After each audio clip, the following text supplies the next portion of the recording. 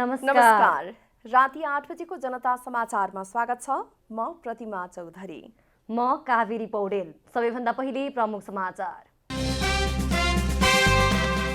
सरकारद्वारा समाज कल्याण परिषदका पदाधिकारीको राजीनामा स्वीकृत। गोरखापत्र संस्थानको कार्यकारी अध्ययनमा पत्रकार विष्णु प्रसाद सुवेदी नियुक्त। पदबाट राजीनामा दिन एमालेका सांसदहरूलाई डाक्टर भट्टराईको चुनौती। 2 पटक विघटन गर्नेलाई संसदमा आउनै लाज हुनुपर्ने टिप्पणी। दशैंमा घर जाने यात्रुलाई लक्षित गरेर आजदेखि अग्रिम टिकट बुकिङ खुला। राजधानीका 14 स्थानमा यात्रु सहायता कक्षा स्थापना। कोरोना उत्पत्तिबारे चिनिया पक्षले दिएको प्रमाणप्रति WHO को असन्तुष्टि। पुनः अनुसन्धान गर्ने तयारी। र IPL T20 अन्तर्गत आजका लागि तय दुवै खेल स्थगित। पुनः तालिका प्रकाशन गर्ने आयोजकको भनाई।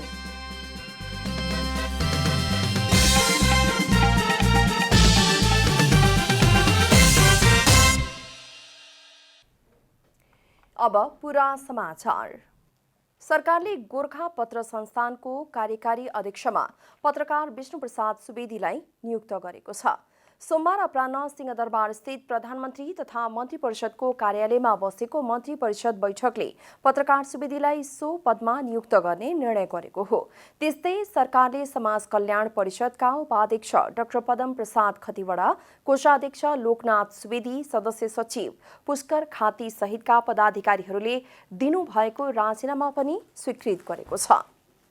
श्री पद्म प्रसाद खतिवडा, कोषाध्यक्ष श्री लोकनाथ सुवेदी, सदस्य सचिव श्री पुष्कर खाती र सदस्यहरू मणिराम बन्जारे, गोविन्द बहादुर साई, श्री नानीमाया थापा, ब्रह्मध्वज गुरुङ र सुशीला ग्यावलीको राजीनामा स्वीकृत गर्ने।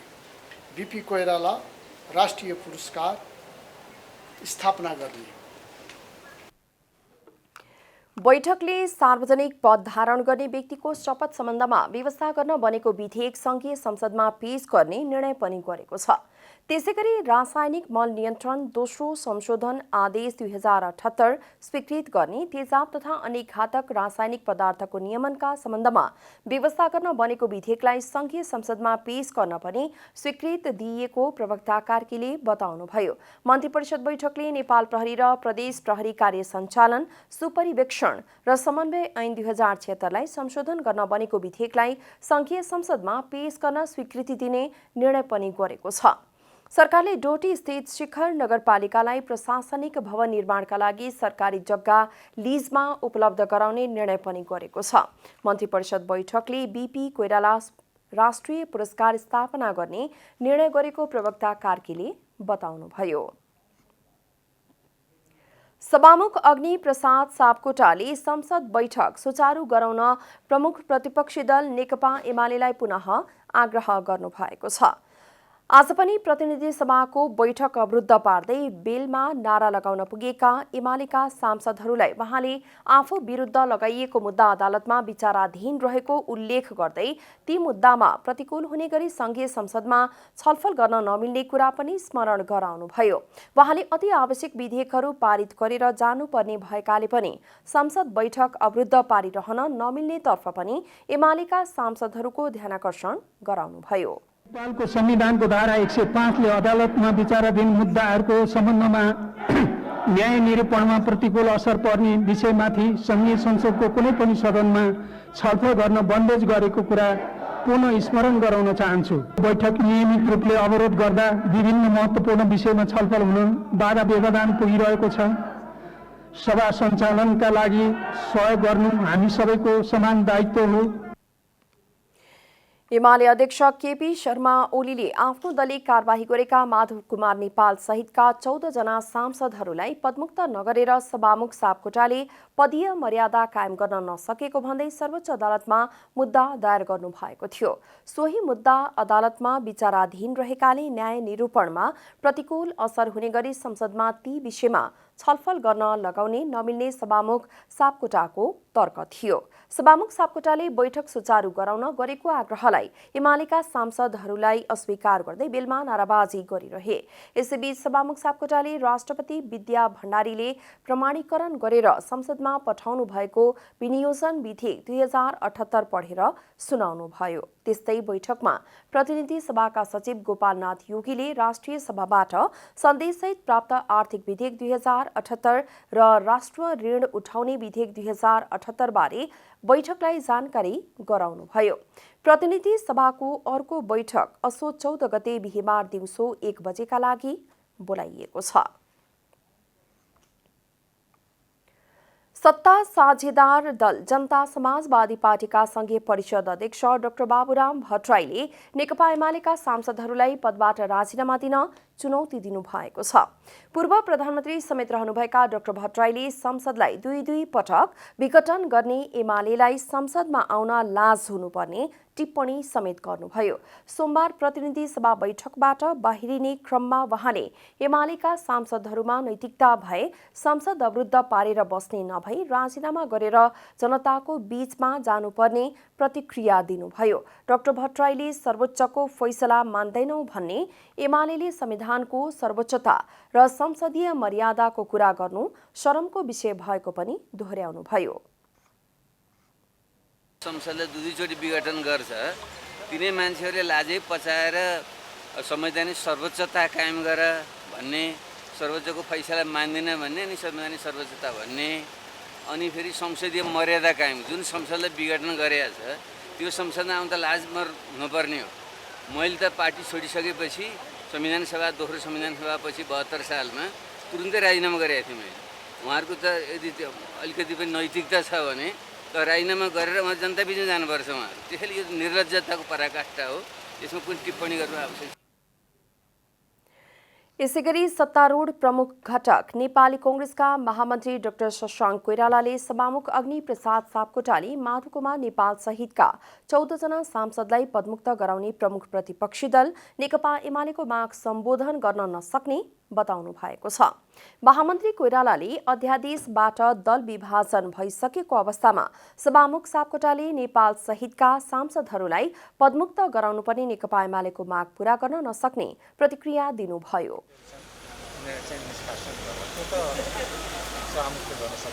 विधेयक आइसकेका छ, 20%ले टुक्राउन चाहन्छौँ, टुक्रिन्छ नि, पार्टी टुक्रियो। त्यो अनुसार जुन विधेयक आएको छ त्यही अनुसार हामीले फलो गर्नुपर्छ। फिर्ता लिनुपर्ने आवश्यकता किन छ भने यो अरू पार्टीहरू छन् तिनीहरू फेरि स्प्लिट हुन सक्ने सम्भावना छ, त्यो नहोस् भनेर स्थिरता दिनको लागि। महामन्त्री कोइरालाले मुलुकमा राजनीतिक स्थिरता कायम गर्न राजनीतिक दल सम्बन्धी अध्यादेश प्रतिस्थापन गर्न सरकारले विधेयक ल्याउन लागेको पनि बताउनुभयो। नेपाल कम्युनिस्ट पार्टी माओवादी केन्द्रले मन्त्री परिषदलाई पूर्णता दिन देखिएको कानूनी जटिलतालाई अविलम्ब हल गरेर अगाडि बढ्न गठबन्धन बैठकमा छलफल गर्ने निर्णय गरेको छ। पार्टी मुख्यालय पेरिस टाढामा सोमबार बिहान बसेको स्थायी कमिटिको बैठकले मन्त्री परिषदलाई पूर्णता दिन छिटो पहल गर्ने निर्णय गरेको हो। बैठकमा सरकारको पूर्णताका लागि कानून, अध्यादेश तथा सर्वोच्च अदालतमा रहेको मुद्दाको विषयमा छलफल भएको स्थायी कमिटी सदस्य देव गुरुङले जानकारी दिनुभयो। सदन अदालतसँग जोडिएको कानूनी जटिलता हेरे लगत्तै मन्त्रीमण्डल विस्तारमा छलफल अगाडि बढ्ने नेता गुरुङले बताउनुभयो। मन्त्रीहरूको बारेमा चाहिँ त अब त्यहाँ 5 दलको बिचमा कुरा टुङ्गो हुनु पऱ्यो के अरे, 5 दलको बिचमा कुरो टुङ्गो भएपछि गर्ने कुरा भयो। 5 दलको बिचमा कुरा टुङ्गो नभइसकेका हुनाले चाहिँ केही कानुनी जटिलताका विषयहरू भएको हुनाले त्यो कानुनी जटिलताका पक्षहरूलाई पन्छाइसकेपछि त्यसलाई हल गरिसकेपछि अनि बल्ल चाहिँ मन्त्रीमण्डलको बारेमा प्रवेश गर्ने भन्ने कुरा चाहिँ। स्थायी कमिटीको बैठकले पार्टीको महाधिवेशन केन्द्रित केही क्रियाकलापको समय तालिका हेरफेर गर्ने निर्णय समेत गरेको छ। बैठकले सदस्यता नवीकरण गर्ने मितिलाई असोज मसान्तसम्म समय थप गर्ने निर्णय गरेको छ भने स्थानीय स्तरमा हुने वडा भेलाको बैठक कार्तिक 13 गते गर्ने र मङ्सिर 4 गते पालिका स्तरीय भेला गर्ने निर्णय गरेको छ। स्थानीय स्तरको भेलाको समय सारे पनि प्रदेश सम्मेलन र राष्ट्रिय सम्मेलनको समय सारिएको छैन। माओवादी केन्द्रले आफ्नो राष्ट्रिय सम्मेलन पौष 11 गतेदेखि 13 गतेसम्म गर्ने निर्णय गरेको छ।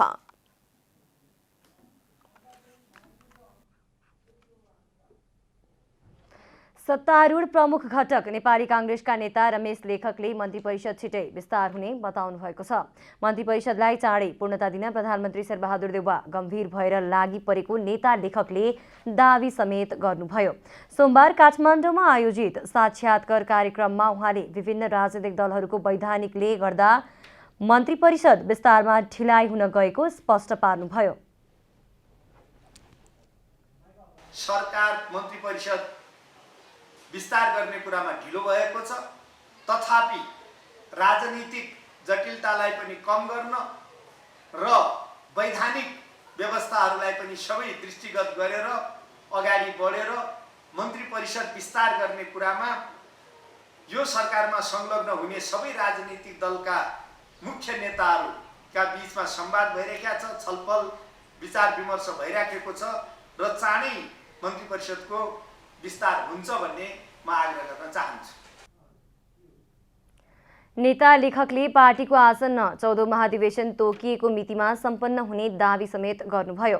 उहाँले दशैं अघि नै देशभरका सबै वडा र पालिका स्तरको अधिवेशन सम्पन्न गर्ने गरी काम भइरहेको पनि जानकारी दिनुभयो। प्रमुख प्रतिपक्षीय दल नेकपा एमालेका सांसद परशुराम मेघी गुरुङले बजेट अध्यादेशको प्रतिस्थापन विधेयक तत्काल खारेज गर्न सरकारसँग माग गर्नुभएको छ। सोमबार राष्ट्रिय सभाको बैठक अवरोध गर्नुअघि दलको तर्फबाट धारणा राख्ने क्रममा एमाले सांसद गुरुङले प्रतिस्थापन विधेयकमा उल्लेखित प्रावधान संविधानको मर्म र भावना विपरीत रहेको, संविधानले भूत प्रभावी कानुन बनाउन नपाउने व्यवस्था पनि गरेकाले मान्य नहुने चेतावनी दिनुभयो। सांसद गुरुङले कालो धनलाई सेतो धन पार्ने कुरा दिन दहाडै किन सो प्रतिस्थापन विधेयकमा राख्ने प्रयास गरेको भन्दै प्रश्न गर्नुभयो। म अध्यक्ष महोदय मार्फत उहाँलाई सोध्न चाहन्छु, यो क्रान्तिकारिता, यो सहुलियत, यो कालो धनलाई यत्रो चाहिँ के छ भन्दाखेरि दिन दहाडै सेतो पार्ने कुरा यो कहाँको क्रान्तिकारिता हो अध्यक्ष महोदय? म उहाँलाई सोध्न चाहन्छु र कुन श्रमजीवी जनताको हितको लागि यो सहुलियत दिँदैछ? म निवेदन गर्न चाहन्छु कि अध्यक्ष महोदय मार्फत कि वास्तवमा यो प्रावधानलाई खारेज हुनुपर्छ, संवैधानिक रूपबाट पनि यो बदरभागी छ, यो बदर हुनुपर्छ। सांसद गुरुङले सत्तापक्षले संसदलाई सहज ढङ्गले अघि बढाउन पहल नगरेकाले आफूहरूले अवरोध गरिरहनु परेको पनि स्पष्ट पार्नुभयो। लोकतान्त्रिक समाजवादी पार्टीका अध्यक्ष महन्त ठाकुरले संविधान त्रुटिपूर्ण रहेकाले देशमा राजनीतिक अस्थिरता बढेर गएको बताउनु भएको छ। सोमबार पार्टीका महिला नेत्रीहरूले जनकपुरमा आयोजना गरेको जितिया पर्वको महत्त्व विषयक अन्तर्क्रिया कार्यक्रममा बोल्दै उहाँले देशमा राजनीतिक अस्थिरता रहे पनि मधेसको समस्या समाधान गर्न प्रधानमन्त्री शेरबहादुर देउवाको ध्यानाकर्षण गरिएको पनि बताउनुभयो। अध्यक्ष ठाकुरले अन्तरिम संविधानले दिएको अधिकार समेत कटौती गरेकाले संविधान संशोधन गर्नुपर्ने अडानमा आफ्नो पार्टी रहेको पनि स्पष्ट पार्नुभयो। विशेष अदालतले तत्कालीन कर फर्छौट आयोगका सदस्य सचिव चुडामणि शर्मासँग 50 लाख धरौटी माग गरेको छ।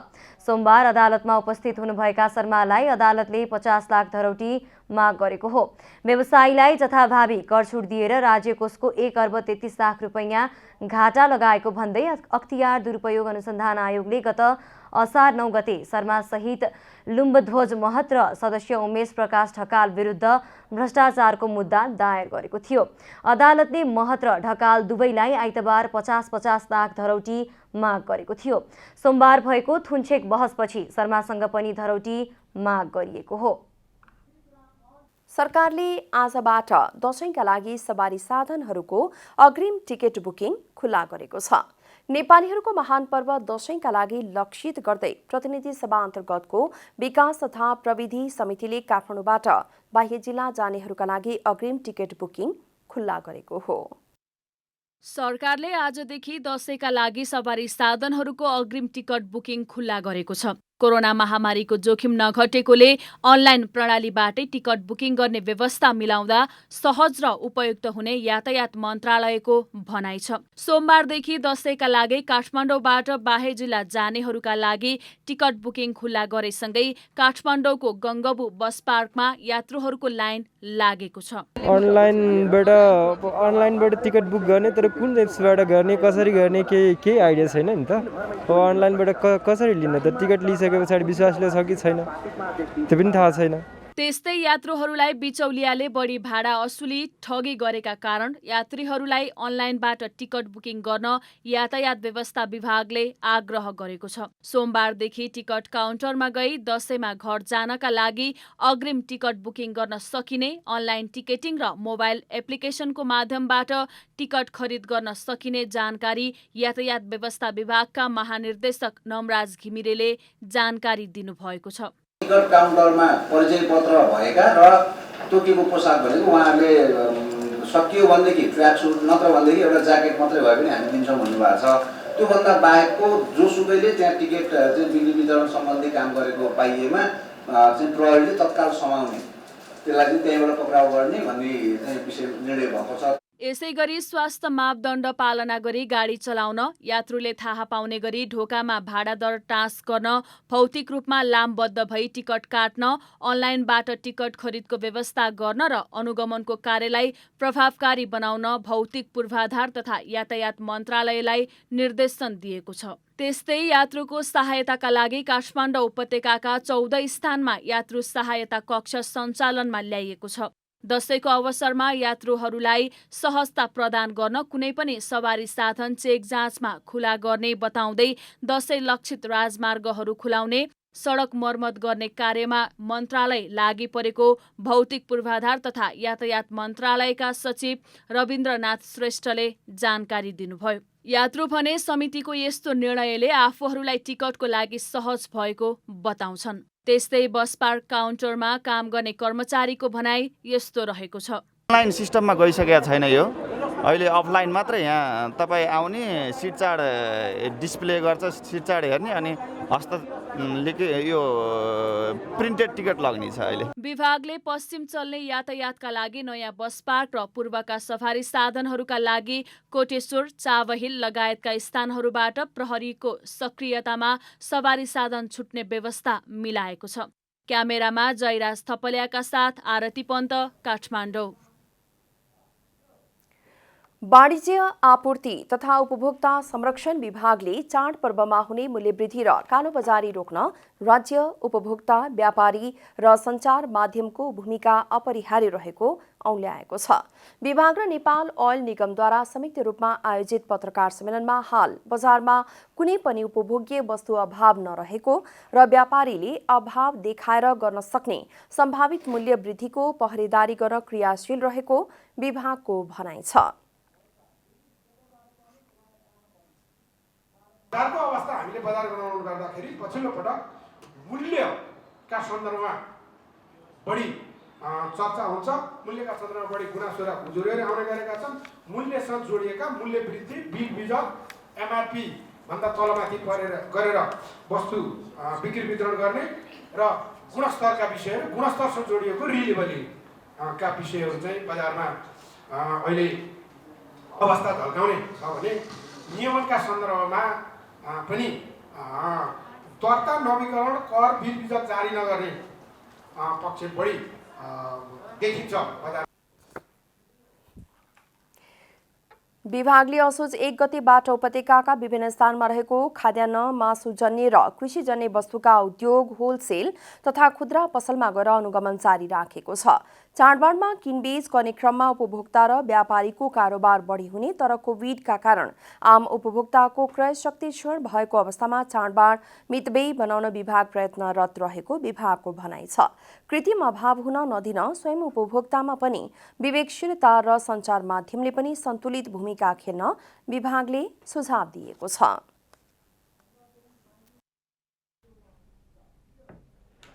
कृषि तथा पशुपन्छी विकास मन्त्रालयका सचिव डाक्टर कृष्णप्रसाद आचार्यले नेपालमा अबको समस्या मल भण्डारण र वितरण भएको बताउनु भएको छ।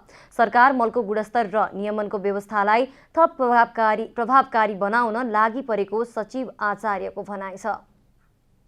सोमबार ललितपुरमा मलखाद व्यवसायी संघ नेपालको 5औं साधारण सभा तथा दोस्रो महाधिवेशनमा कृषि विकास सचिव डाक्टर कृष्ण प्रसाद आचार्यले नेपालमा अबको समस्या मल स्टोरेज र वितरण भएको बताउनु भएको छ।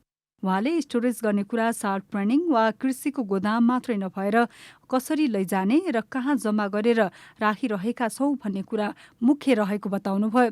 उहाँले सरकारले गुणस्तर र नियमनको व्यवस्थालाई थप प्रभावकारी बनाउन छलफल गरिरहेको पनि बताउनुभयो। सचिव आचार्यले नेपाली आयातकर्ताहरूले पछि दिए पनि हुने मललाई समयभन्दा अघि नै दिएको बताउनुभयो।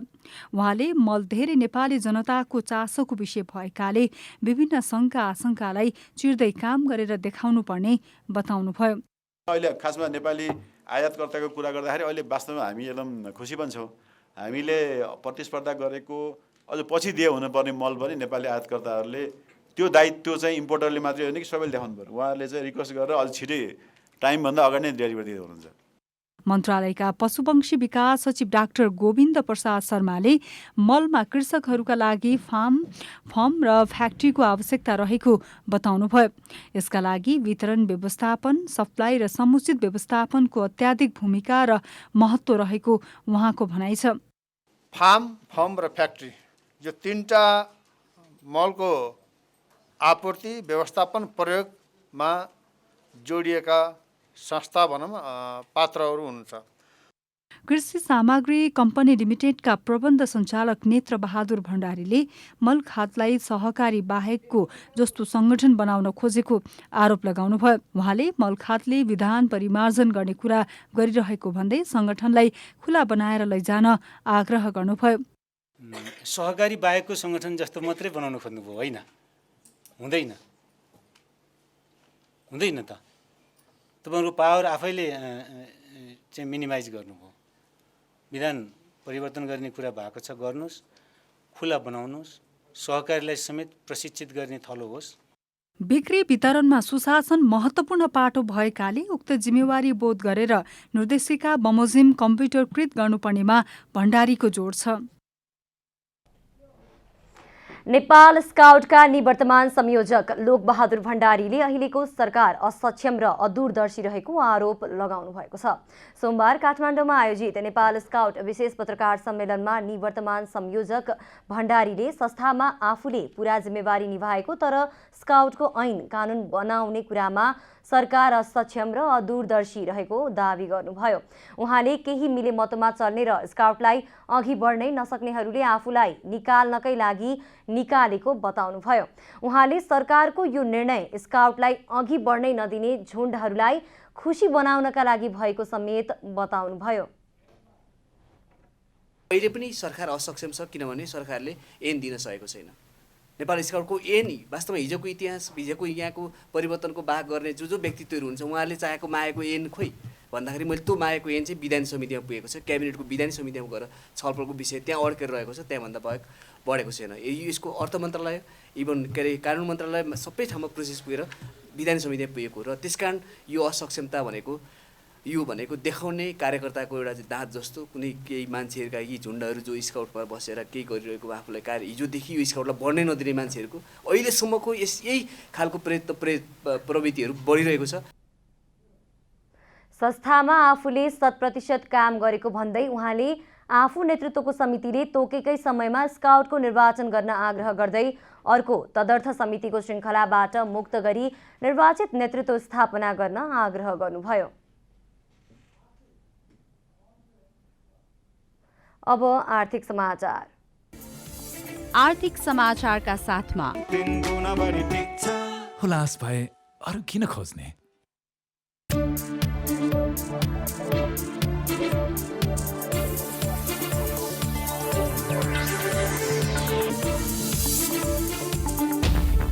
विद्युत सम्बन्धी हाइड्रोपावर कम्पनीहरूले जथाभावी रूपमा हकप्रद सेयर निष्कासन गर्न थालेपछि विद्युत नियमन आयोगले कडाई गरेको छ। आयोगले विद्युत सम्बन्धी कम्पनीको सेयरको सार्वजनिक निष्कासनको पूर्व स्वीकृति तथा नियमन सम्बन्धी निर्देशिका 2078 जारी गर्दै हकप्रद निष्कासनलाई नियमनको दायरामा ल्याएको हो। अब त्यस्ता कम्पनीहरूले हकप्रद सेयर निष्कासन गर्दा आयोगको पूर्व स्वीकृति लिनुपर्नेछ। यसअघि हाइड्रोपावर जस्ता विद्युत सम्बन्धी कम्पनीहरूले हकप्रद शेयर निष्कासन गर्न आयोगको पूर्व स्वीकृति लिनुपर्ने थिएन। अब सञ्चालक समितिबाट हकप्रद शेयर निष्कासन गर्ने निर्णय गरेर पूर्व स्वीकृतिका लागि आयोगमा पेश गर्नुपर्नेछ। आयोगले स्वीकृति दिएपछि मात्र हकप्रद निष्कासनको प्रस्ताव साधारण सभामा पेश गर्न पाइने गरी नयाँ व्यवस्था गरिएको हो। साताको दोस्रो कारोबार दिन सोमबार नेप्से परिसूचक 73.05 अङ्कले घटेको छ। सोमबार नेप्से परिसूचक 2685.42 बिन्दुमा झरेको हो। कारोबारमा आएका 227 वटा धितो पत्रको 1,04,78,068 किता शेयर 5 अर्ब 12,09,73,000 बराबरको खरिद बिक्री भएको छ। कारोबारमा आएका 13 वटा समूहको परिसूचक घटेसँगै समग्र नेप्से परिसूचक घटेको हो। कारोबारमा आएका 227 वटा धितो पत्र मध्ये 2 वटा कम्पनीको शेयर मूल्यमा सकारात्मक सर्किट लागेको छ। नेपाल राष्ट्र ब्याङ्ककी डेपुटी गभर्नर डाक्टर निलम ढुङ्गानालाई कायम मुकायम गभर्नर तोकिएको छ। बहालवाला गभर्नर महाप्रसाद अधिकारीलाई कोभिड पोजिटिभ भएपछि डेपुटी गभर्नर डाक्टर निलम ढुङ्गानालाई कायम मुकायम गभर्नरका रूपमा राष्ट्र ब्याङ्क प्रमुखको जिम्मेवारी दिइएको हो। गभर्नर अधिकारीलाई कोभिड पोजिटिभ देखिएकाले दैनिक कार्यको लागि ढुङ्गानालाई 2078 असोज 6 गतेदेखि लागू हुने गरी कायम मुकायम गभर्नर तोकिएको राष्ट्र ब्याङ्कका प्रवक्ता देवकुमार ढकालले जानकारी दिनुभयो।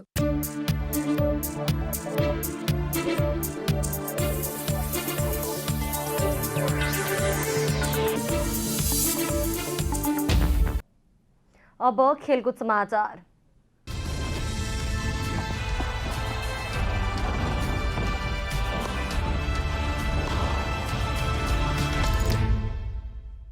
एभरेस्ट प्रिमियर लिग इपिएल अन्तर्गत सोमबार भैरवा ग्ल्याडिएटर्स र चितवन टाइगर्स बीचको खेल पनि रद्द भएको छ। सोमबार लगातार दोस्रो खेल रद्द भएको हो। सोमबारको पहिलो खेल काठमाडौँ किङ्स 11 र विराटनगर वारियर्स बीचको खेल पनि रद्द भएको थियो। दुवै खेल कुनै बल नफ्याँकी रद्द भएको हो। अघिल्लो दिनको वर्षाले नै मैदान भिजाएका कारण खेल अवरुद्ध भएको थियो। त्यसमा दिउँसो 2 बजेपछि पुनः वर्षा भएपछि मैदान खेल्नको लागि असम्भव भएको हो। आयोजकले सोमबार बिहान र दिउँसोको दुवै खेलको तालिकालाई पुनर्तालिकीकरण गर्ने बताएको छ। यसैबीच इपिएलमा काठमाडौँ किङ्स 11बाट खेल्न आएका पाकिस्तानका स्टार अलराउन्डर शाहिद अफ्रिदी स्वदेश फर्किएका छन्।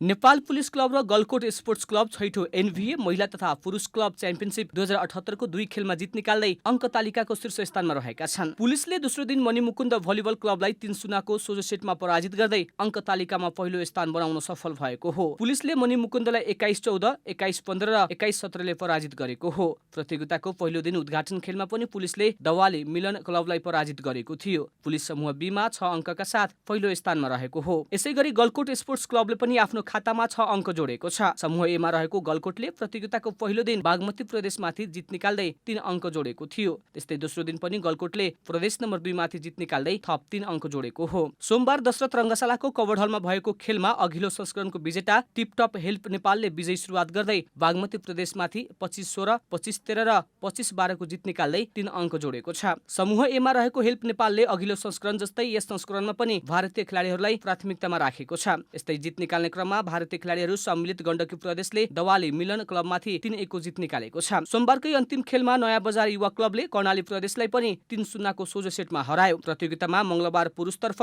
टिपटप हेल्प नेपाल र प्रदेश 2, मणिमुकुन्द र गण्डकी प्रदेश, आर्मी र नयाँ बजार युवा क्लब तथा एपीएफ र बुढा नीलकण्ठ भलिबल क्लब बीच खेल हुनेछ भने महिलातर्फ एपीएफ र ढोरपाटन स्पोर्ट्स क्लब तथा न्यू डायमन्ड र एभरेस्ट भलिबल ट्रेनिङ सेन्टर बीच प्रतिस्पर्धा हुनेछ।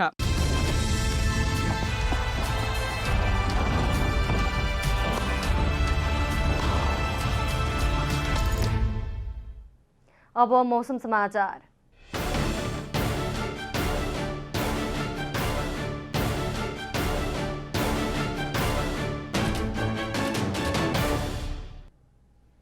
आज राति देशभर आंशिकदेखि सामान्य बदली रही थोरै स्थानहरूमा मेघगर्जन र चट्याङ सहित हल्कादेखि मध्यम वर्षाको सम्भावना रहेको जल तथा मौसम विभागले जनाएको छ।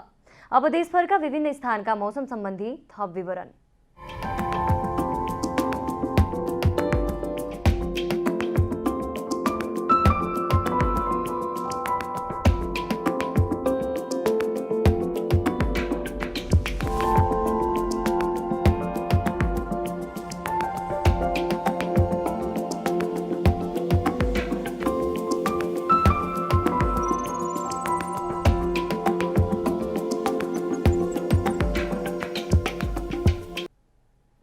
अन्त्यमा आजको डायरी। सभामुख अग्नि प्रसाद सापकोटाले संसद बैठक सुचारू गराउन प्रमुख प्रतिपक्षी दल नेकपा एमालेलाई पुनः आग्रह गर्नुभएको छ।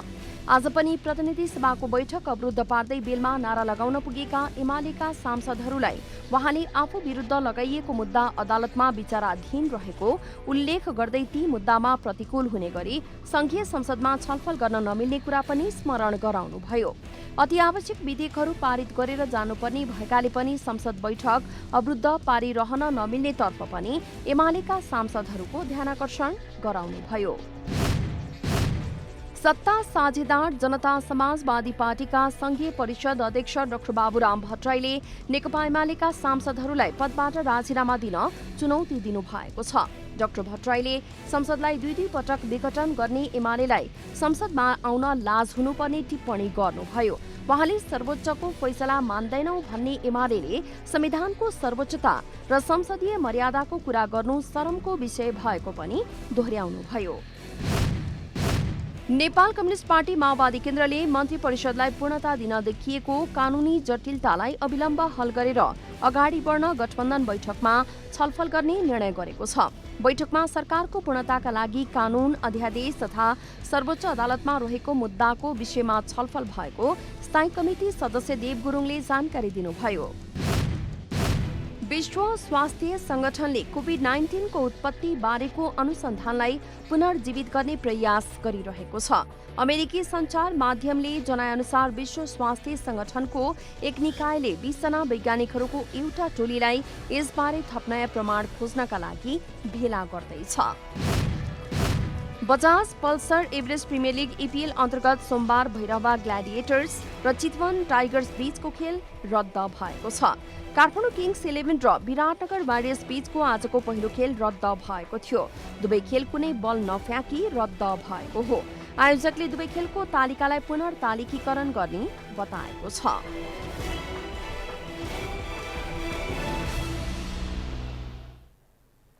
जनता समाचार अहिलेलाई यति नै।